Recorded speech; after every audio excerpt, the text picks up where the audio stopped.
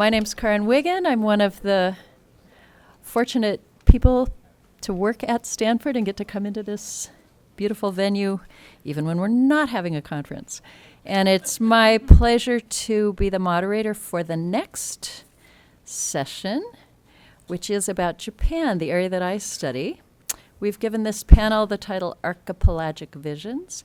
And our first speaker, you've been hearing from the back of the room as she's been asking questions, is Quintana Heathman, who will be speaking to us about the imaginary island of Kobitojima, or Little People, in Japanese maps and books of the Edo period. Thank you. Karen, I think this is yours. Can you hear me? That's good? Okay. Thank you so much to our organizers and the DRMC Map Center. This has been a fantastic conference so far. It's been wonderful sitting here and listening to all these great papers. Full disclosure, I am not a historian or a geographer. I hail from the land of art history. And my initial inspiration really was, of course, then the images. That's what got me into this project. But as I followed the images, I got into books and maps. And I hope, as my paper will show you today, that these are all very interconnected in the Edo period world of print. Oftentimes available at the same shops down the street from each other. So really very interconnected images, maps, books, all together. So to begin, the development of major urban metropolises in Edo, Osaka, and Kyoto in the 18th century brought with it an increase in the mass of humanity in Edo period Japan, and this is 1615-1868. The city of Edo, which we now know as Tokyo, expanded to 1.4 million by the start of the 19th century, surpassing the comparable European cities of Paris and London. However, the city of Edo was not the only crowded space teeming with humanity. The Japanese worldview was also becoming increasingly congested. It was filled with an expanding number of foreign peoples who inhabited strange and far-off lands.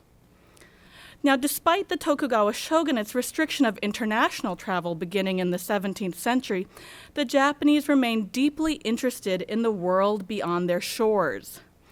Continued contact with the Dutch, Chinese, and Koreans brought new maps, books, and broadsheets to Japan, and with these materials, an expanded worldview.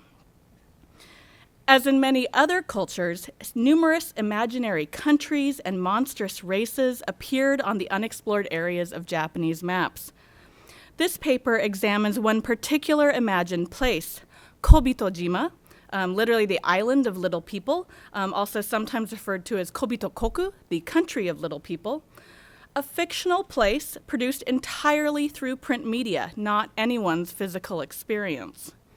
Now, Kobitojima was inhabited by charming Kobito, a race of miniature dwarves measuring only inches tall, so very, very tiny. Though, of course, no Japanese had ever visited this fantastic island, the same was equally true for exotic lands such as Italy, France, and Brazil. Now, popular books in the vibrant Edo print market supplemented the new cartographic knowledge. In this vibrant consumer marketplace, maps and books could be read together, each informing the other.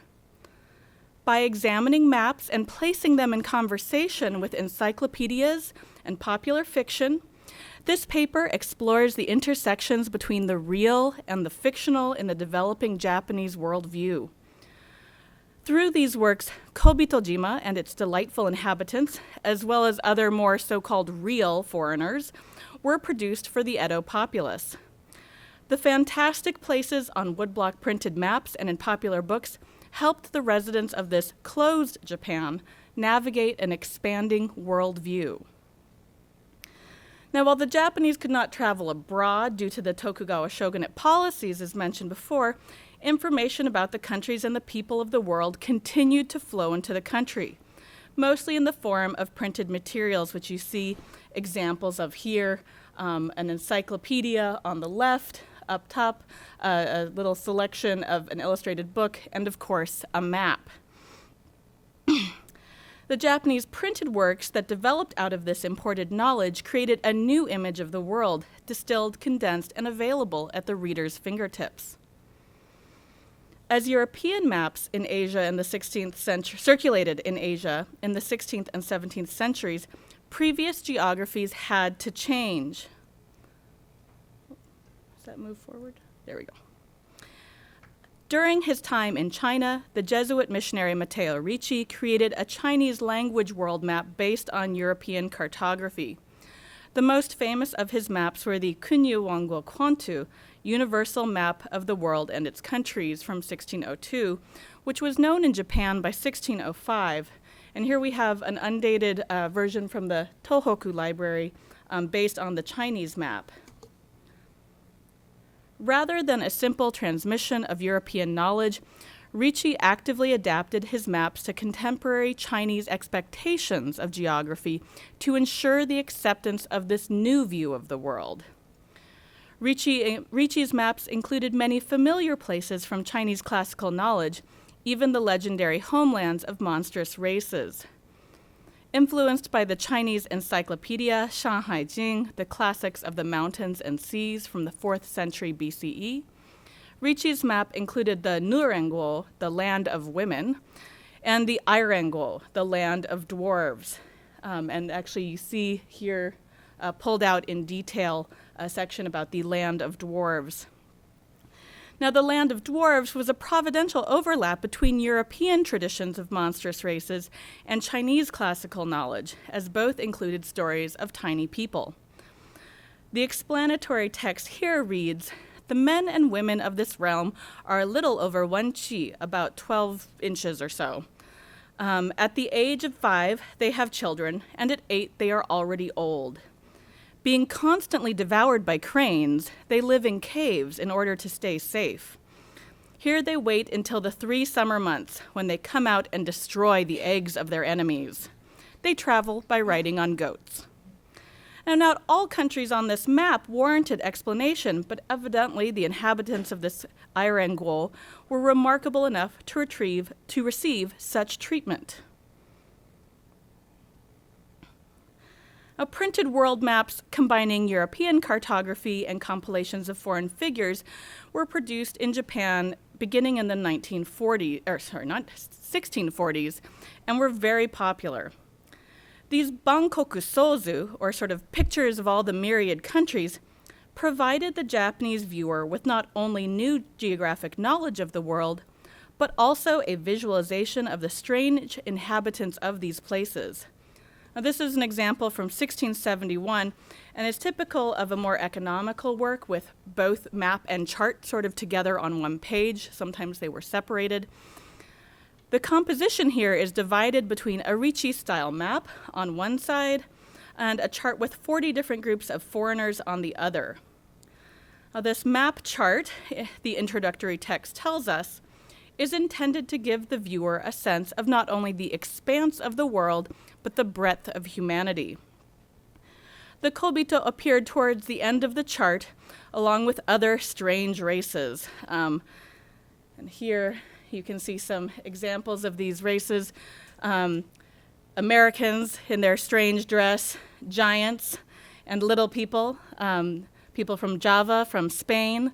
The chart does begin, of course, with Japan, represented here by a woman in court dress and a warrior with his halberd and in full armor there. And the country appears, I'm not going to have to point, appears over on this side. But we have them both on the map and on the chart. So the commentary here is similar to the Ricci-style map, that these people are 1 shaku tall, about 36 centimeters. They cannot walk by themselves, or they will be taken by cranes, so they walk together in groups. And indeed, we see them here in groups. And the addition of the illustrations really helps the reader not just locate them geographically, but imagine what they look like. And here they are dressed as somewhat exotic, tiny foreigners. Now, these Bankoku Sozu maps had longevity in the print market, reworked by different publishers over the years. This is a Bankoku Sokaizu, a map of myriad countries of the world from 1708. The map, in this case, takes center stage, no human figures needed. Indeed, the focus on geography instead of humanity is clear in this map, with the bottom corners filled with factual information such as the distances between various foreign countries in Japan. Like Bankoku Sozu, the Bankoku Sokaizu map attempts to give the reader multiple methods of visualizing and organizing the new geographic knowledge presented in the maps. Maps, charts, and distances were, of course, all a way for the Japanese reader to assimilate the new worldview that was making its way into popular imagination. And here we have in the detail Kobitojima, here by some mysterious countries of night. But it shows up there opposite. There's also the country of giants in sort of the right margin on there. So we have our country of little people and our country of giants. Now, even Buddhist maps had to address the influx of new geographic information. Drawing from Ricci's models, the scholar priest Hotan authored Japan's earliest printed Buddhist map, the Nanzenbushu Bankoku Shoka Nozu, picture of all the myriad countries of Jambudvipa of 1710, here is remarkable for its assimilation of Western foreign countries into the Japanese Buddhist worldview. In this map, Jambudvipa, the inhabitable plane of existence, forms the physical and symbolic center of the world. Traditional Buddhist geographic features also appear, such as the legendary source of the four great rivers, which you see highlighted on the upper right. This is represented by this spiral with animal heads in the center of Jambudvipa. Japan lies to the east. In the northwest corner can be seen various European countries such as Toruko, Turkey, Italia, Italy. These are all depicted as various small islands, echoing the description of lands as, quote, small as millet grains scattered around the main continent, a description which does come from Buddhist scripture. Now, these various millet seed countries also include, of course, the little people. Here is also another country, the country of little people, pulled out right here. It actually includes two versions of the island of little people, both that one near Europe, and here's another. Here's Kobitojima off of Japan. Perhaps alluding to both Chinese and European traditions of imaginary little people islands. This strange country was just now another one of the new countries filling up the spaces in Japanese world maps. Now, a robust commercial publishing industry was in full swing by the mid-17th century. Supported by large literate populations in urban centers and beyond, works of fiction, travel guides, encyclopedias, and even instruction manuals on everything from poetry to cooking were enjoyed immense popularity. Printed encyclopedias were particularly instrumental in defining foreign countries in human terms. Maps could clarify topographic formations and political boundaries, but illustrations and explanations of the inhabitants of these countries more actively engage the viewer in imagining the cultural and social identity of the recently introduced far-off places. Now, these are printed encyclopedias here. This one is a Chinese encyclopedia, which was very popular from 1609, Sansai Tsuhi. It also spawned a Japanese follow-up, the Wakan Sansai Zue of 1712. These were very popular printed encyclopedias that spread this knowledge about the island of little people. The explanatory text tells you more about, again, these little people who are chased by cranes, pulling in many ways from that Ricci-style map description. But of course, the most fun was had in illustrated fiction. Now, this is a work by the great master of humor, Santo Kyoden, showing here Little People Island as imagined in the book Kobitojima Kogome Zakura, which tells you about the exploits of the tiny protagonist Maneemon.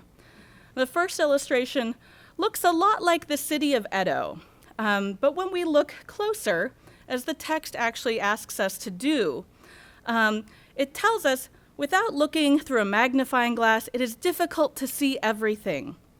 But when we look through it, or when we instead of oxen, when we look, horses, instead of oxen and horses, ants are used. As in foreign countries, a bale of rice, 1 grain is used instead. And I hope you can see the ant being used as a beast of burden. And instead of bales of rice, these are probably grains of rice stacked up here in abundance. Now the foreign country, here using the word takoku, literally other country or alien land.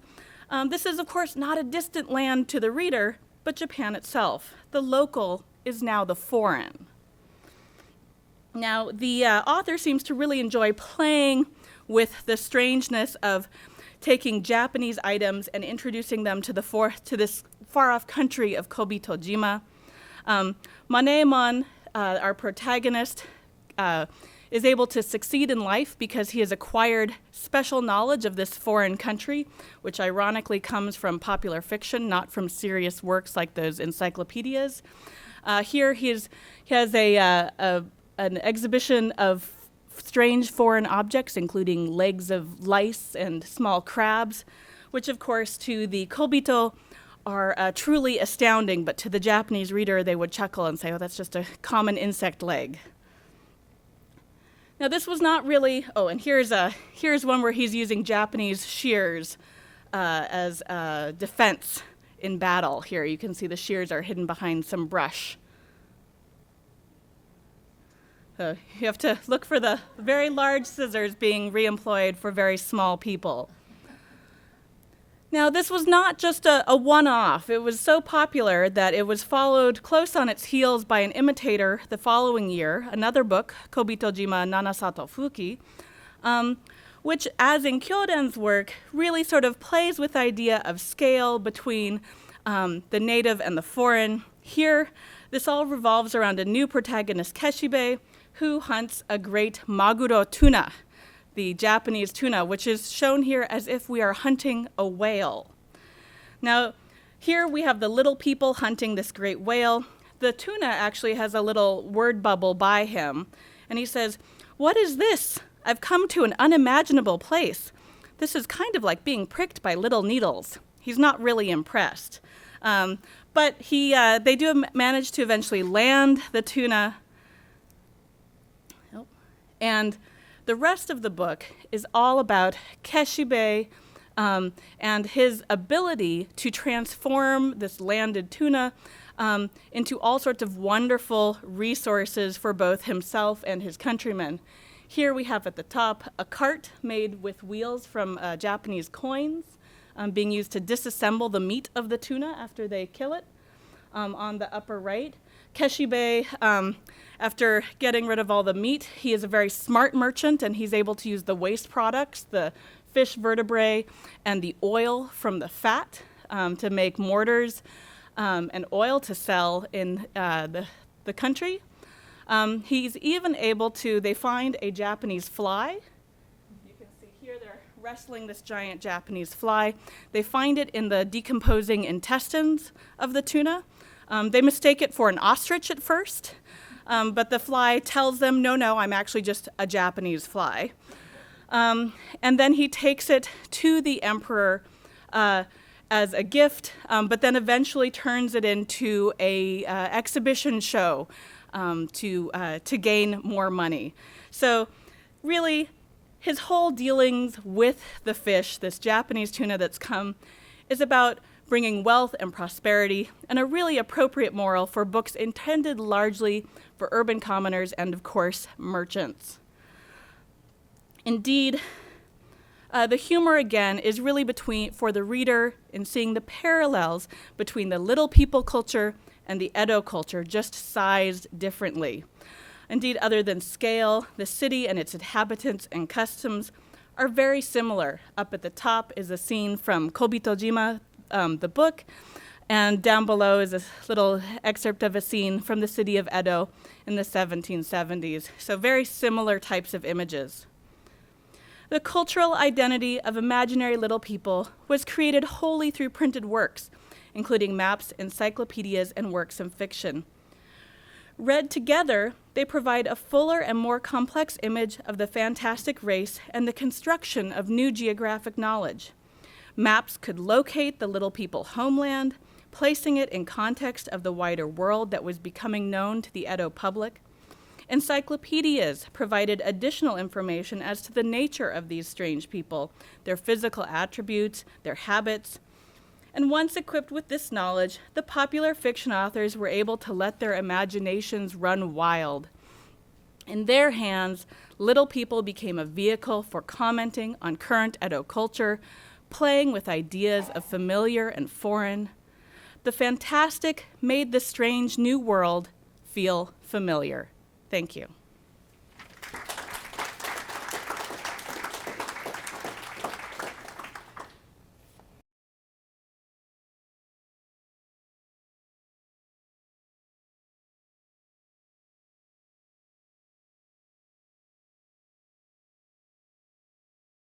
Our next speaker has come all the way from Sweden to be with us. Eva Machotka will be presenting a paper on vernacular mapping, early modern imaginaries of Lake Biwa.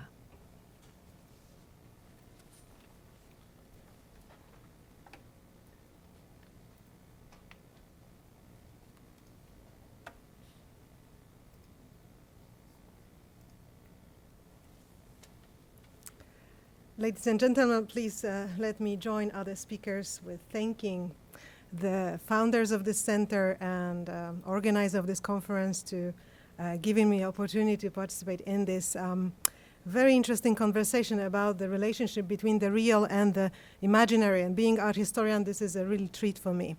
And I'm going to talk today about Japanese early modern imageries of space. And if we think space, I think the first thing which comes to our mind, at least in this context, is maps. But I would like to complicate a little bit these associations today.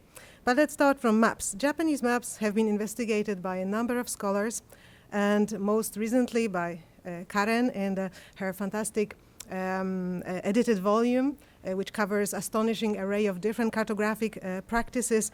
And in this paper, I would like to expand the field a little bit further. I will investigate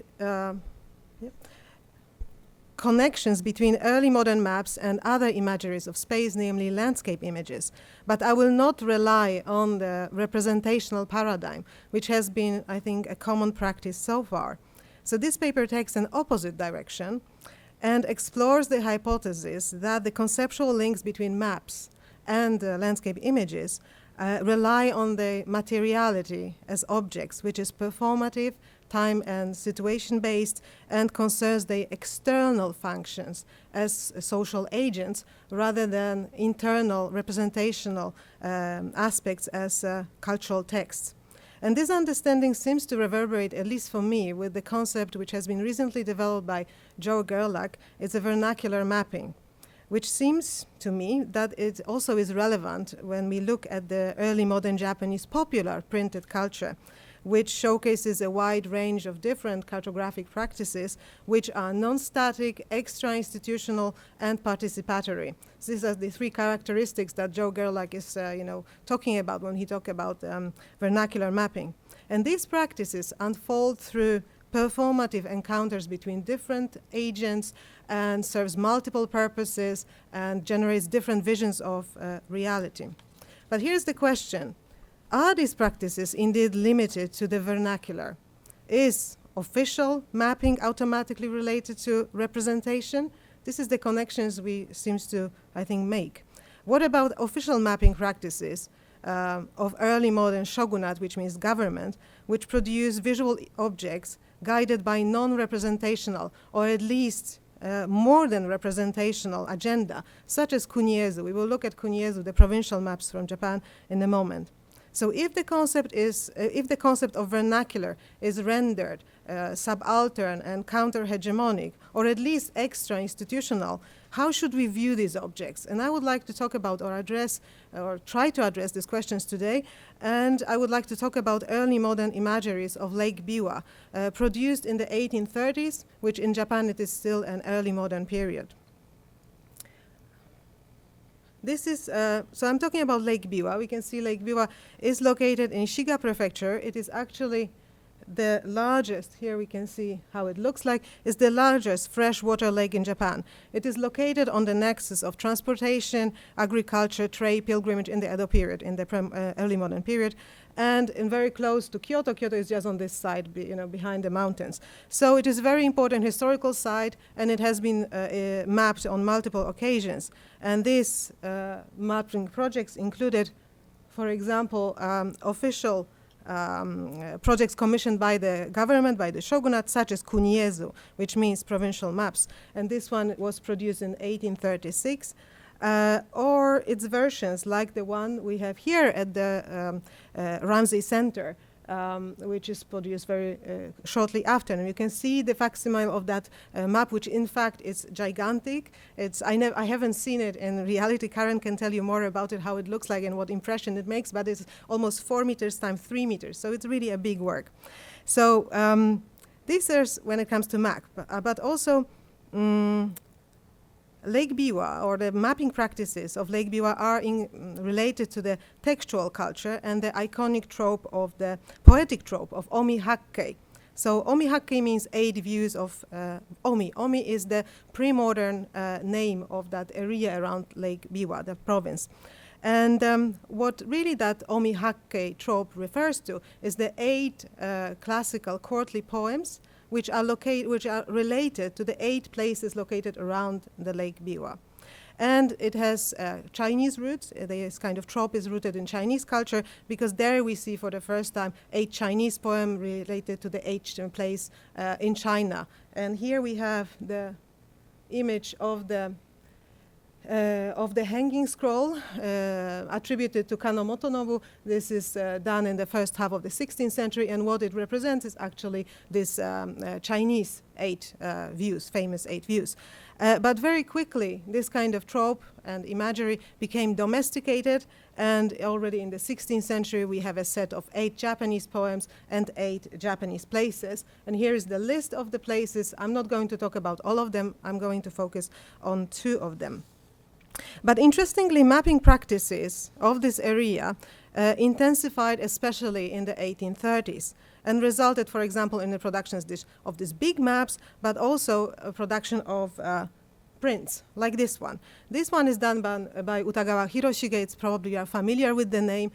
What I'm talking about Hiroshige is because he designed no less than 25 print series, about guided by that theme. So we can say that he was basically obsessed with it. But he basically majority of these print series, they appear in 1830s, and they were hugely popular at that time.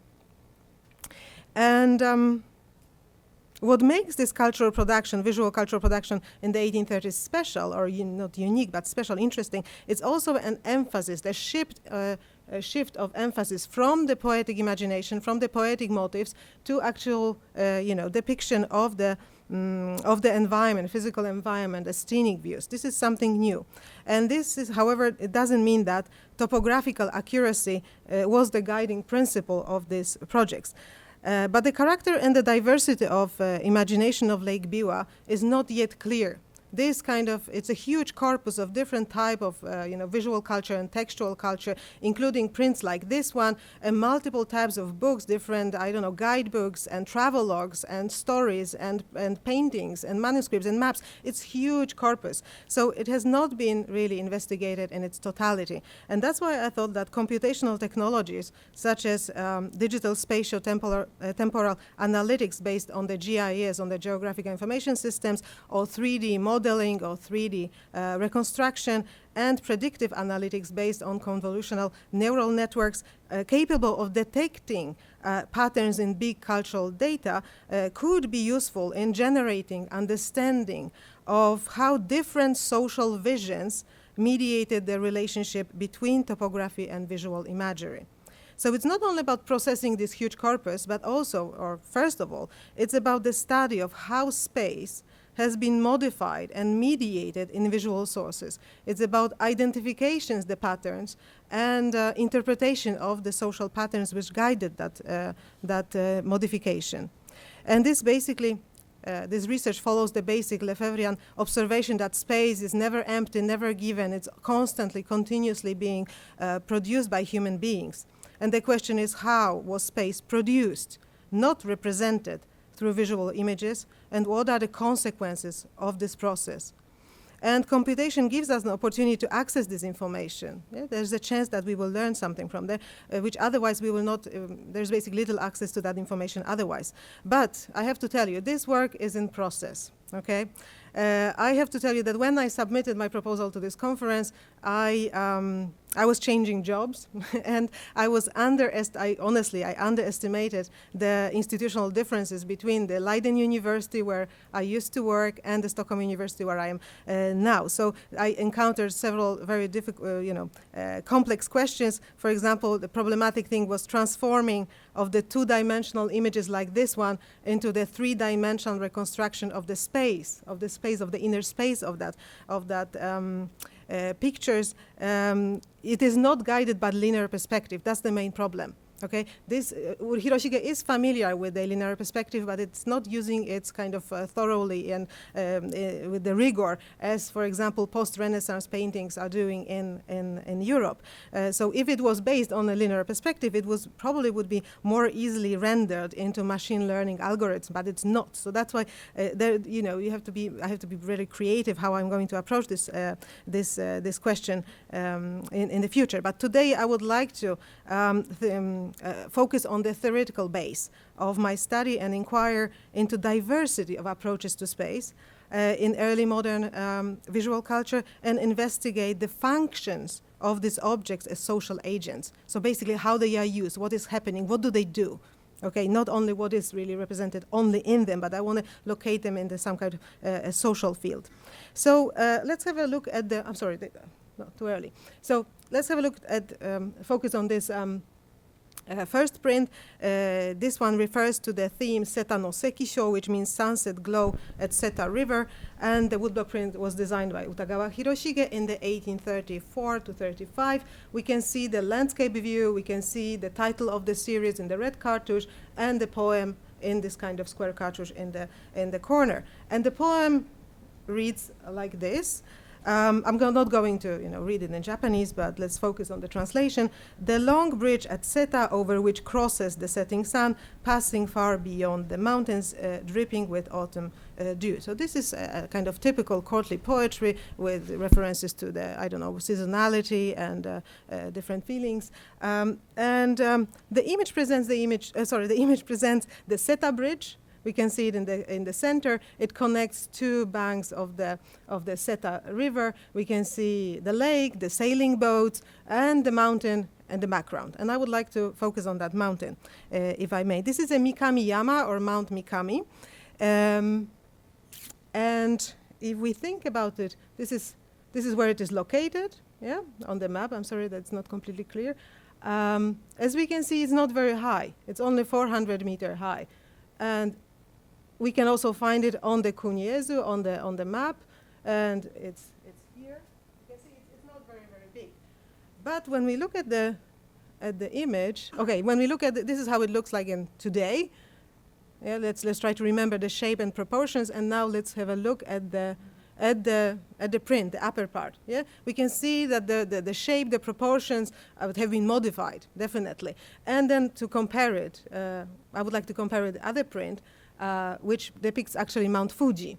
So that bottom print is also done by Hiroshige, also at the same time, but it has nothing to do with the Lake Biwa. But we can see that there is a resemblance in the composition, in the view, in the angle. We can see the mountains in the front of it. It's very similar. And it's not really that surprising that the Mount Mikami was really modified in this print, because it was called as well as, it is known as well as Omi no Fuji. So it's a Mount Fuji of the Omi province. Okay, so it basically testifies to the cultural significance of that mountain in the area of Lake Biwa. Mount Fuji is not possible to be viewed from Lake Biwa, from that area. It's 350 kilometers away. But, you know, we have it. And there would be nothing special about it. Yeah, this is not about the topographical accuracy. But what is interesting and intriguing is that that mountain, Mount Mikami, its shape and proportions and position is changing in different prints, done by Hiroshige and done, at the same time. So we have it here, we have another view here. So we have a diversity. And another theme is Hira no Bosetsu and Evening Snow at Mount Hira. We can see Hira Mountains is actually not one mountain, it's a range of mountains which runs for 15 kilometers on the west side of the Lake Biwa.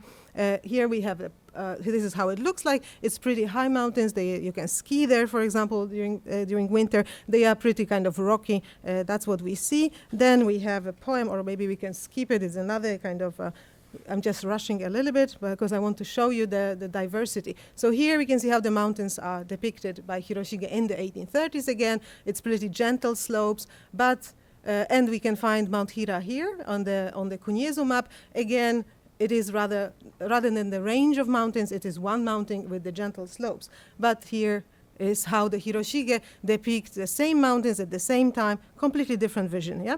There's no doubt about it. So, this unrestrained approach to space has commonly been explained through the notion of artistic license and individual artistic imagination. But we have to remember that this interpretation downplays the economy of Japanese early modern popular culture, where basically the printers, publishers, and especially the designers had very little freedom in deciding what they do and how they do things. It was basically, there's a huge difference between the social position and role of the designer and the modern Western concept of the artist. What is even more baffling is that we can see that these kind of images, they present the vision of the harmonious relationship between people and the environment. But they were created at the time of one of the most disastrous times in Japanese history. This was an environmental catastrophe during the Tempo crisis. Tempo crisis spans between 1833 and 37. What was the reason for it? So it was very rainy year, which caused the crops to fail. When they fail, we have a starvation. Then when we have a water starvation, we have an epidemics, we have a violence, we have basically death. So how do we explain the popularity of these particular images in specific time periods? So it's not only Lake Biwa images, which are so popular, but many other landscape images are being produced at the same time. So first, it may seem paradoxical, but Japanese popular printed culture, visual culture, doesn't really concern itself with the depiction of natural catastrophes.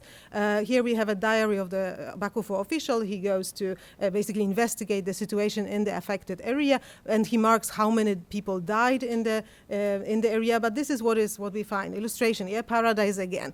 And in some cases, in some diaries, for example, volcanic eruptions are being depicted, but these kind of sources, they were never thought to being publicized. They were never supposed to be printed and basically viewed by anybody than the writer of that diary. The situation changes only in the 1850s. This is a printed book which was sold on the market, and it depicts different, gruesome scenes related to the Ansei earthquake in the middle of 1850s. But this is later. In the 1830s, we still deal with this kind of idyllic depictions of the human-environment relationships.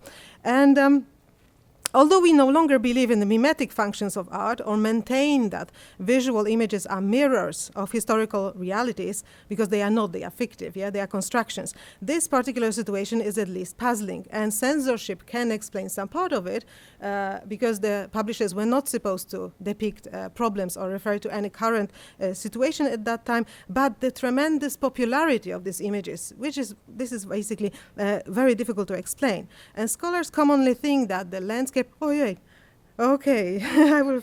So it is. Scholars usually try to explain it in relation to the boom in popular travel. Yeah, but this is intriguing. Why people would be interested in basically venturing on travel and in travel-related information at that time, at the time of the crisis. Yeah. So I would like to basically quickly refer to the popular religiosity. Yeah, there's a lot of pilgrimage going on at that time, and pilgrimage and recreation travel is very, very similar. There's another phenomenon developing at that time, replacing the travel to the distant sacred sites with visiting the replicas, which are more conveniently located near big cities. So this is the two phenomena which could explain popularity of images of natural scenery in the 30s. This is my hypothesis. So images of landscape could have functioned as surrogates, facilitating imaginary pilgrimage when actually pilgrimage was not possible, and second, they could play a role in the practices against disaster, basically preventing disasters, because people at that time believed that our actions actually could cause disasters and they could also remedy disasters. This was a Confucian thing which was later adopted by Buddhism, and actually it lasted until the modern period. So consequently, we could consider the operation of these images not only as cultural texts, but also icons, and which agency does not rely on visuality and representation, but on the materialities objects, and they function as social agents. And here I'm referring to the pioneering research done by Hans Belting and David Friedberg and Albert Gell, and they share the conviction that to understand the power of images and the ability to enchant the viewer, it is necessary to go beyond the representational aspects, and especially when we deal with the non-modern, non-Western images and religious images. So Lake Biwa could be, these images of Lake Biwa, in my view, could be seen as agents of social and environmental change. And now coming back to the vernacular mapping. What about Kunio maps, like these ones? These Kunio maps were also created in the 1830s. This is an example of that project created by the government. So they are part of the dominant political discourse. They cannot be called as vernacular. And these maps were believed to provide administrative information on topography, communication, demographics, and et cetera, But Karen pointed out several years ago that during that time, other more accurate sources of geographical information and maps were actually available. So she concludes that this kind of maps function as political ritual, a symbolic instrument of centralized control performed by the government. And I would like to focus on dates here. Interestingly, all earlier shogunal surveys, land surveys and mapping projects, they were done in the 17th century. So the last one was at the end of the 17th century. So this sudden return to that practice could suggest that actually it was related, it was motivated by the tempo crisis as well, and served as an instrument of social and political renewal, a yonaoshi, renewal of the world, aimed at regulating relationships between humans and the environment, for which the government had responsibility. Because if there's a natural disasters, people would think, okay, this is a bad government. Yeah, they cannot prevent it. Something is wrong with the government. That's why we have a disaster. So in this context, the representational quality of these maps may not be as relevant as ritual significance, not only in the political sense, but also environmental and spiritual. And I have one last sentence. This means that performative, non-representational operation of material objects is not limited to vernacular mapping, understood as a counter-hegemonic practices of subalterns. Both early modern popular prints and maps like these ones, change the understanding of the functions of maps and landscapes as cultural texts and open alternative interpretative possibilities of the social operation of these objects. And we've seen a lot of interesting maps, and all of them, they basically were created in a particular context, and I think that there is a lot we can say about it, about the social operation as social agents. And this is, I think, where I see the rationale and potential for the cross-fertilization between our fields. And I hope that you agree with me on this, and thank you very much.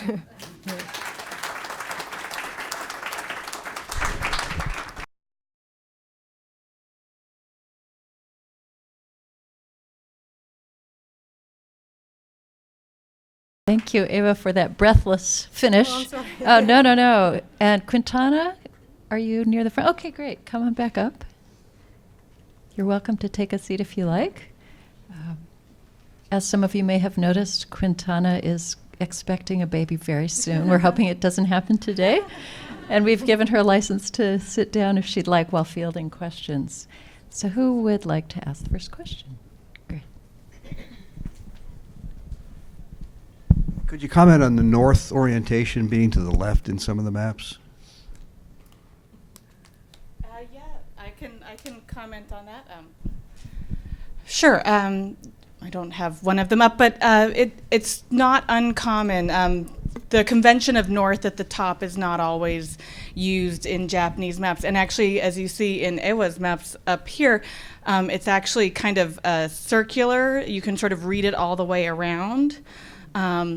So there's not necessarily a strict convention, especially for the maps that I was using, of keeping north in one particular location. The maps that I am looking at are popular printed maps. They're not made by surveyors or cartographers. One of the producers was actually trained as an artist, so it's not so much on following certain conventions. So they do change. It's not about that necessarily accuracy. And yeah, you do have to kind of reorient yourself each time with these maps. And oftentimes they're just oriented for you to read sort of almost all the way around. You can imagine sitting on the floor with them and just sort of walking yourself around as you look at the various areas of the world.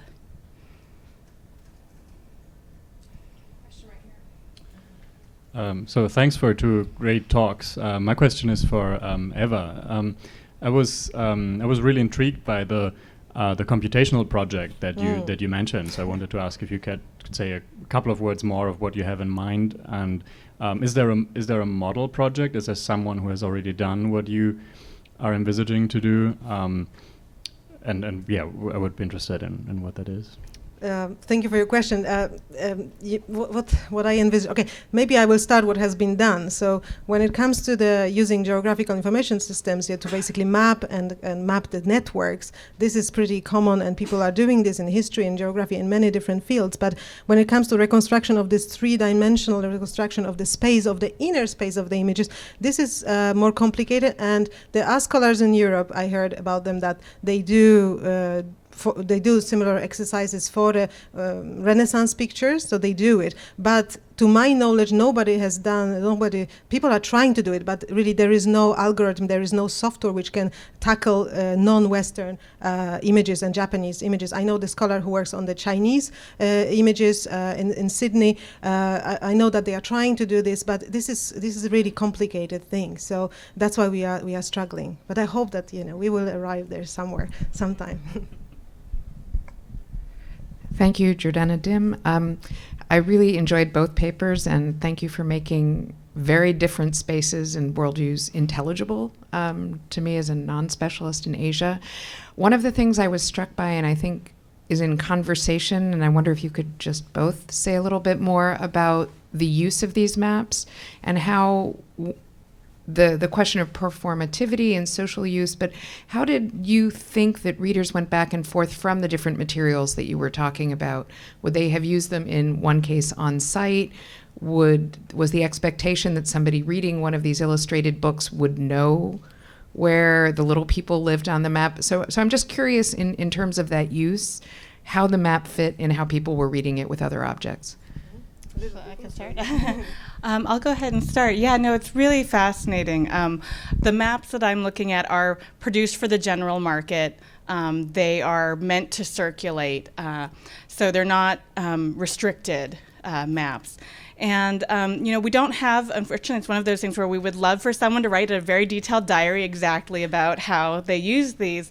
Beth Berry has written about the sort of Japan in print and has talked about local travel and thinking about maybe people looking at a map and then having a guidebook with them to kind of follow the trail and read alongside with it. And you can kind of imagine how that might go. It's sort of natural that if you were planning a trip or something that you would want to use as many materials as possible. Now the maps I'm looking at, no one's taking that trip. This is really for your own edification, your interest, your imagination. And the Island of Little People has the added problem in that it tends to travel around on the maps. It's not really consistently located in one spot. As in one of the images, it's really just kind of a circle, sort of a conventional circle. It doesn't even really have a geography to it. And I think the publishers of the popular books and their authors are really just sort of taking this idea that they see in the encyclopedias and the maps and then just running with it. and using it to their own ends entirely. And that's what really fascinated me, was the way that something that we think of as sort of like knowledge, capital K, you know, in the world of Edo print, you could kind of do what you wanted with it, and they begin to serve other purposes, critiquing, you know, contemporary Edo culture, satirizing these things. So really, they're able to take it in a totally different direction. So what I could say is maybe about the prints. So we know generally how they were used. They were bought and they were stored at home, and they were looked at different occasions by a small group of people or individually. But we don't. I would love to find the historical records which would actually reflect, and we would actually have an evidence what people actually did with this. This is what Sumati said yesterday during the keynote speech. It's very difficult to find how these images were consumed, what people actually did with them. And I've been looking really seriously for records about it, especially to prove my hypothesis that actually they function as a type of talismans, as a magical, and objects which could change the world, renew the world, but I couldn't. So far, I couldn't. I would love to do it, but it's just so complicated. Yeah.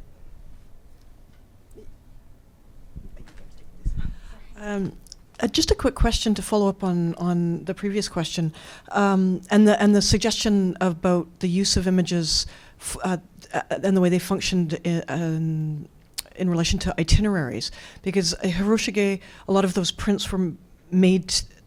Reflected itinerant walks, right, from Tokyo to Kyoto, and various stations on the walk. So, is there no evidence for the images corresponding to certain kind of walking practices, for example? I would have thought that this is really outside my field as well, so I have no sense of what the answer would be. But it just seems like there would be some kind of correspondence. That is a visual representation of what each of these stations would be like. Did people take them along on the walks with them? Did they buy them after they'd finished the walks as a kind of celebration? There's no evidence that points to that. So we know that the artists or designers, they traveled, of course, along the Tokaido, and Hiroshige did it, but some scholars are pointing out that actually what we see, how these different stations are represented, it's basically related to the earlier visual sources, to the printed books. So they are not entirely based on the empirical experiences, basically of the designer traveling, but also on basically on the culture. It's all about the intertextuality and the borrowings, and all of this together is merged in these pictures. Even if they depict particular places and really the travels, then this is not entirely. We know that some of these prints were bought as a souvenirs from Edo, for example. So after visiting, this is what we know. But otherwise, to my knowledge, it's really ambiguous yet. I don't know if you would like to ask something or no. I completely agree. Yeah, no, it's really the printed books, the conventionality also of a lot of these landscape images, these Meisho tradition, and that's also what, in some ways, I started actually being very interested in Meisho, and then was looking at sort of more imaginary things, and in some ways it allows that opening for the imaginary, because you're so used to these conventions that they can sort of plop these conventions then onto other countries' imagined spaces, and they translate very well for the reader or the viewer. I have the microphone already, so thank you. Zoltan Bidoman. I was thinking about the commonalities, the things in common between the two papers. We have little people, mountains that are too high. In both cases, it seems that human beings are dwarfed, human beings are made little. And I suppose there is a humorous dimension to that, especially with the little people. But there's also something that humbles the human being, and in the contemplation of the universe, in the contemplation of itself as being so tiny in comparison to the universe. So I was wondering about the philosophical content of all this. Obviously, contemplative practices with maps are something that cartographical historians have thought about in the West, and it seems to make a lot of sense here too. And I just wanted to hear a little more about that. That's very interesting. Actually, one of the things that fascinates me with these maps is, of course, every person, their country is the largest, the biggest, the most important in their mind, and being confronted with these maps where Japan is relatively very small to everything else. The fascinating thing when reading the comic fiction, there's a lot of wonderful text where in Santo Kyoden's work, he makes all these, he talks a lot about this foreign country, which is understood to be Japan, and for the little people, right, because they're the local, and Japan is now the foreign, and simple small actions on the Japanese parts have huge repercussions for the little people. I think like someone, banging a drum is like thunder. At one point, Little People Island is overrun with lice, which is traumatic because they're like boars rushing through the forests, and they actually have to cure it with a sateya, which was an Edo medicine for lice. So in some ways, even though Japan at the time is being made smaller compared to the rest of the world, in Santo Kyoden's sort of fictional world, Japan is made larger and has greater effect, at least on these tiny people. To someone, Japan is larger there. And I think maybe playing a little bit with that anxiety of what's happening here, where our place in the world is very different than we thought, but in the same way, we can imagine another country that's even smaller than us that is also grappling with these issues. So it's an interesting question and something I'd love to think more about. What I could also add is just about the mountains in Japan, the significance of mountains in Japan. They are considered sacred sites, yeah? So then it is not surprising that they're actually bigger, depicted bigger than they are in reality, because that basically goes with that beliefs. I have the mic. Hello, thank you so much. There's both really wonderful talks. My question is a simple question for Quintana. I'm wondering about the interaction of the maps of the little people and the story Isun Boshi. I think the timing is similar, but I'm not sure if the story allowed imagination that for these. Well, I guess you're showing that there's precedent for the little people in Chinese folklore as well, so both things could come from that, but could just kind of like how the stories and the maps reinforced each other. Yes, Isun Boshi, the sort of little boy who's like only one sun tall. I was looking at the Chinese encyclopedias, which show this sort of past of little people, but while I haven't found a lot of writing about sort of more native traditions of little people, they seem to exist as well. And you can imagine, the idea of dwarves shows up in a lot of cultures. So it's not like this idea did not exist before the Chinese encyclopedias coming in. I think the Chinese encyclopedias really just sort of codify it for them, and it makes it very clear as one of these classifications of different people of the world.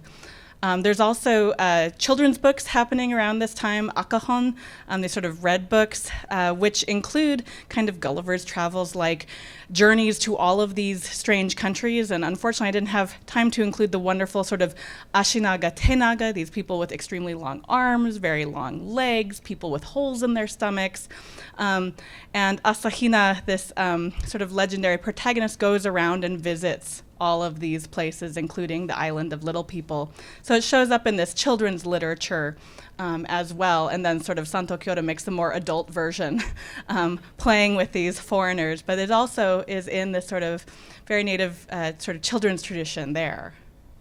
I think we have time for one more question. Corin? Yeah, thank you both for these wonderful speeches.